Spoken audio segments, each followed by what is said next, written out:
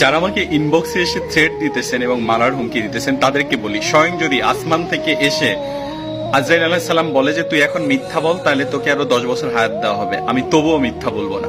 যার যেটা অনুদান আমি স্বীকার করব। এই একটি লোক, এই লোকটার কোনো অবদান ছিল না 1971-এ। এই লোকটার সমস্ত অবদানকে মাটির সাথে মিশাই দিছে। ঠিক আছে, তার যে স্ট্যাচু গুলো আছে ভেঙে ফেলেন, কিন্তু সেখানে প্রস্তাব করে দেওয়ার মতো ঘৃণিত লোক তো বঙ্গবন্ধু ছিল না। এটা আমি যে দলই করি না কেন, আপনারা আমাকে কোনো দলের ট্যাগ দিবেন না, মানে কথায় কথায় দলের ট্যাগ, দল নিয়ে ন্যারেটিভ আপনারা দিবেন না। এবং আমি ছোটবেলায় শুনতাম 20 বছর আগে যে শেখ হাসিনা দেশ পেলে দেশ হিন্দুদের কাছে বিক্রি করে দিবে বা ইন্ডিয়ার কাছে বিক্রি করে দিবে। ভাই, শেখ হাসিনা দেশ তো বিক্রি করে নাই। এই উচিত কথাগুলো বললে আমাকে মারতে হবে, আমাকে থ্রেট দিতে হবে, এমনটা তো কিছু না, তাই না? এখন যে যোগ্য ব্যক্তিকে নিয়ে আসছেন, দেখেন না দেশ কতদিন কি রাখে। উনিও তো আমেরিকা থেকে আসছে, তাহলে কি উনি আমেরিকার কাছে বিক্রি? এই দেশে আমাদের